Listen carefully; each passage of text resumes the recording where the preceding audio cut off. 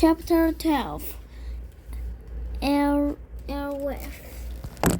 Within a week after the article was published in the Westfield Gazette, the kid at the junior high and the kid at the high school had stopped using the word pen and had started using the word Frindle. They loved it. Nick became sort of a hero of kids all over the town, and he quickly learned that being a hero, even if you are only a local hero, isn't a free ride. It has a price. People noticed Nick when he walked into his dad's hardware store or when he stood in line at the penny pantry to buy a candy bar. He could feel it when someone recognized him, and it made him shy and work. Kids at school started expecting him to be clever and funny all the time.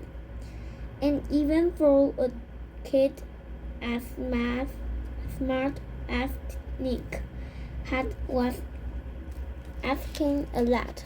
Every teacher, the office secretary, the principal, even the school nurse and the custodian all seemed to be watching, always watching. His parents were great about everything. True, his mom had been upset when the article first came out, and so had his dad. Nick had said, "But I didn't do anything wrong, Mom," and neither did that lady from the newspaper. And his parents could see that he was right. The thing is, the article was true, and the truth is the truth, and nothing could be done about it. Now, even though it made them uncomfortable to have their boy talk about all over town secretly, Nick's mom and dad were pleased. After all, a brand new word is a pretty amazing thing. Their Nicholas was a quite fellow, no getting around it. Someone else in the town thought his brand new word was pretty amazing too.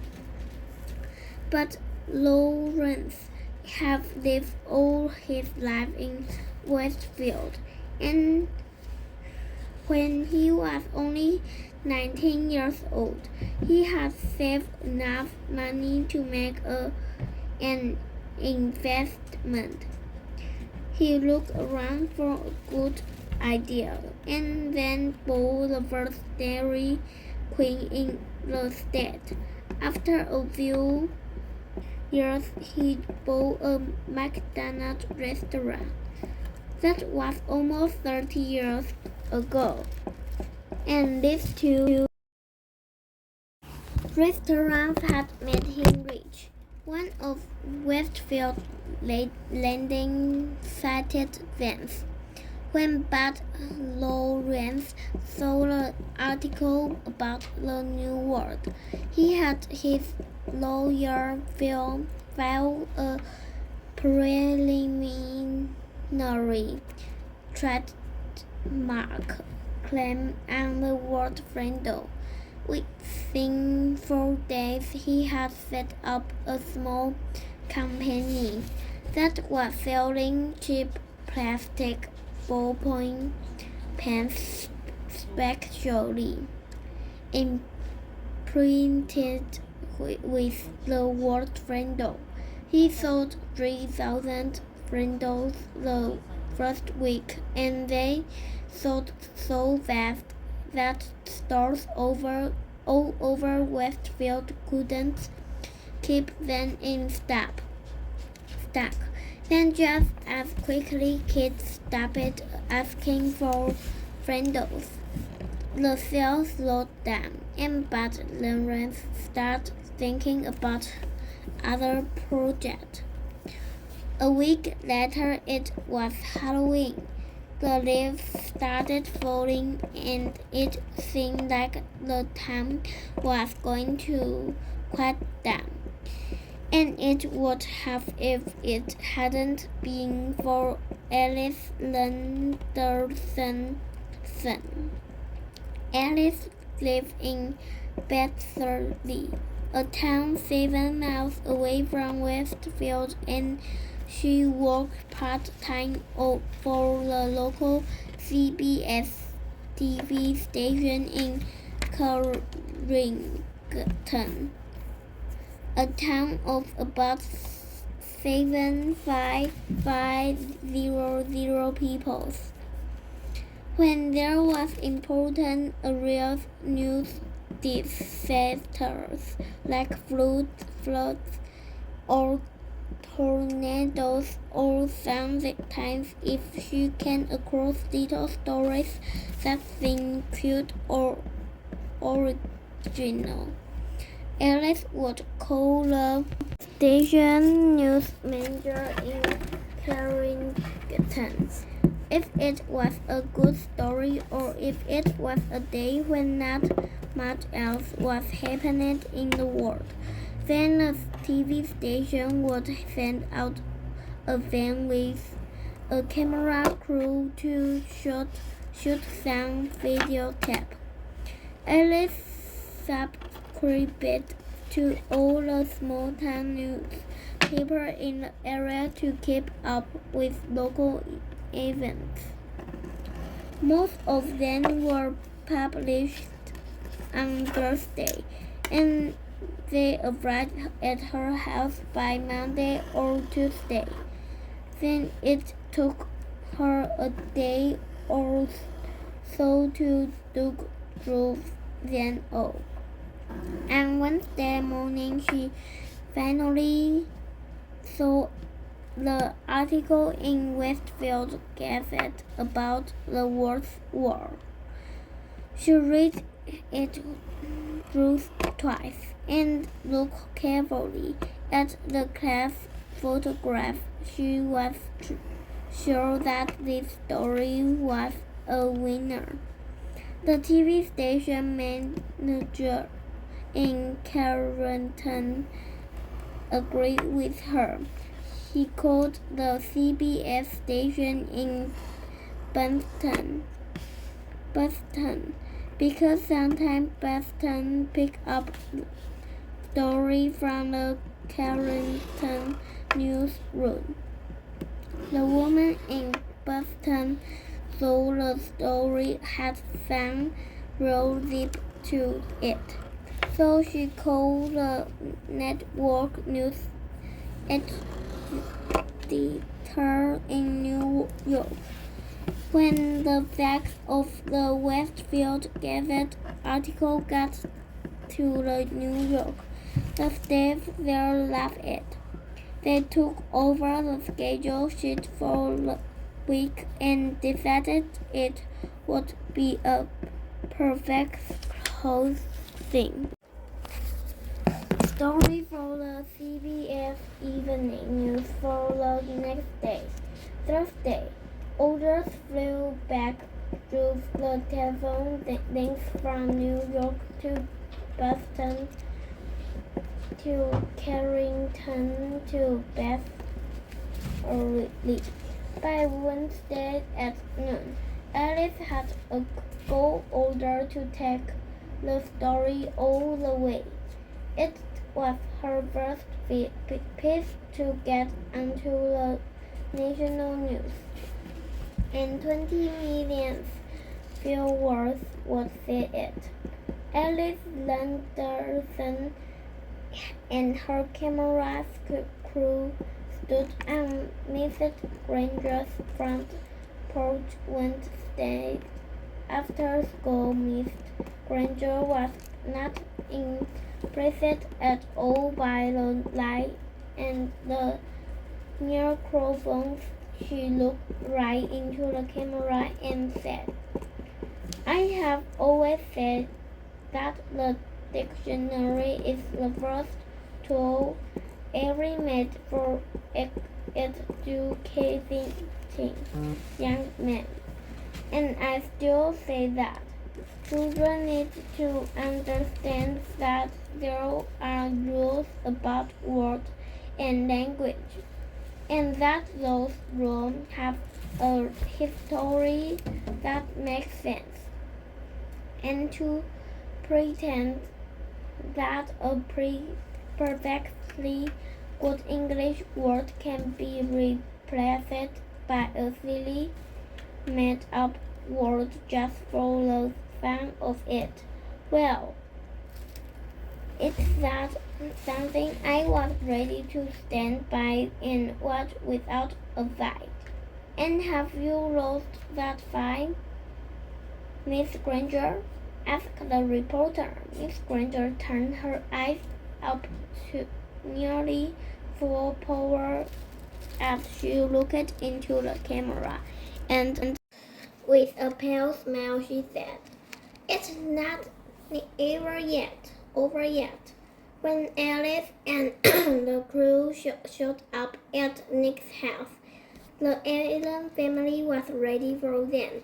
Mom and Dad sat on the couch with Nick between them. Nick squinted into the light. His mom had worked out with Nick what he could say and what he couldn't say. She remembered, young man, she had told him as she combed his hair. These reporters are just looking for a quiet story that will make some excitement. But you have to stay here and live in this town. So mind your P's and O's." As they sat there on the couch, Mrs. Allen had her foot on top of Nick's under the coffee table, and if she pushed it down, it meant that the reporter had just asked a question that she was going to answer for him. Mrs. Allen did not trust reporters. "So tell me, Nick, why did you make up this new word, Frindle?" asked Alice Lenderson. Nick gulped and said, "Well, my teacher, Miss Granger, said that all words in the dictionary were made up by people, and that they mean what they mean because we say they do. So I thought it would be fun, so just make up a new word and see if that was true." "And were you surprised when Mrs. Granger got mad about that?" asked Alice with a smile. There was a push on Nick's foot, and his mother said, "We never felt that Mrs. Granger got angry when everyone started using the word Frindle. It's just got to be a disruption. That's all. She's really a very fine teacher." "Yes," said Nick. "I mean, I learned a lot about words, and without her, I wouldn't have. So what's next for you and the new word?" Alice was wrapping it up. She could see that Nick and his parents were not going to be pushed into saying anything controversial, so she just kept it light and happy.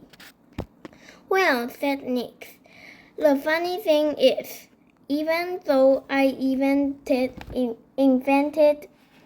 it, It's not my world anymore. Frindle belongs to everyone now, and I guess everyone will figure out what happens together. Alice also had a short chat with a worried-looking Miss Jackson and a smiling but Lawrence marker of the official's Frindle. Then she showed her opening bit and her closing bit, and the camera crew drove back to Carrington to edit all the pieces and put them together into a 2-minute news story. The next night, when all the serious news about wars and oil prices and world food supplies had been talked about on the CBS Evening News, the anchorman looked into the camera and smiled. He said, "It is believed by many that the world quiz was made up in 1791 by a Dublin theater manager named Daly. He had bet someone that he could invent a brand new word in the English language, and he chalked up the latest quiz onto every wall and building in town. The next morning, there it was, and within a week, people all over Ireland were wondering what it could mean, and a new word had been created. Quiz is the only word in English that was invented by one person for two particular reasons. That is, until now. Now there is a new word, Frindle, and here is Alice Lenderson in Westfield, New Hampshire, with the story. Alice came on the screen with a short introduction. Then, right there on TV, Mrs. Granger and Nick and Bud Lawrence and Nick's mom were talking to 20 million people about Frindles. One of those 20 million people was a producer for the Late Show with David Letterman. And another one of those 20 million people was a staff writer for People magazine. And another one was a writer for 321 Contact magazine for kids. Dozens of other writers and producers and marketing people saw that story on the news, and all of them smelled a great story. During the next 3 weeks, every man, woman, and child in America heard about this funny new word that kids were using instead of the word pen. And kids in Ohio and Iowa and New York and Texas, California started using it too. But Lawrence was suddenly flooded with orders for anything with the word Frindle on it, and he quickly got interested again. But there were complications. But lawyer said, "You see that stack of orders there? Trouble. That's what that is. We got a trademark field, but it's only like an application. The whole country knows that was little kid made up the word." And unless you make a deal with his dad, you're going to end up with nothing, maybe even a big fat lawsuit. That kid owns that word. When Mr. Allen came home at lunchtime, his wife told him that he had to go, but Lawrence, it's something about the new world. This was not good news to Tom Allen. He was sick and tired of all the fuss and being away from a hardware store so much while all this nonsense was happening had put him weeks behind on his paperwork. He'd be lucky now to get the Christmas order in time, even though he didn't really want anything to do with it, but was an old friend. So on the way back to the store, Nick Duck went to Bud Lawrence's office. Tom, good to see you, said Bud. He stood up and walked around his desk and shook hands. Have a seat. Tom sat down uneasily, and Bud pulled another chair over. Everything Westfield to stir up about anything in your life, you and Ginny must be pretty proud of. That boy of yours, and couldn't remember Nick's name. Tom shifted in his chair and nodded. Yes, he's quite something. That's for sure, but I tell you, Bud, I'm ready for it all to just die down and blow away too much fuss. Instantly, Bud saw how to get what he wanted. Well, Tom, I'm afraid it's not really going to go away. Looks like something started up, and people are real interested. You probably saw those bright red ballpoint around town with the word Frindle on it. That was my doing, just testing the waters, but your boy, he owns that word. I got my lawyer to apply for a trademark a few weeks back because that's just the way I am. New thing comes along. I like to be right there in the middle of it. He grinned at Tom Allen, and Tom smiled back weakly. Right now, I got a short printer in Massachusetts and another one in Chicago and another one in Los Angeles making t-shirts with the word Frindle above a picture of a pen. I mean a Frindle. Each supplier has ordered so far for over 20,000 shirts. Profit on every one of those is going to be $2, maybe $3. And I talked with some big pen and pencil companies in Hong Kong and Japan about a deal that could be worth some really big money. They've seen this Frindle thing in the media, and they want to buy the right to the trademark and make a new line of Frindles for kids. I'm not kidding. This is a hot idea. But guess it right. Just the thought of all this mad. Tom shrank back uncomfortably in his chair. It was way too much fuss.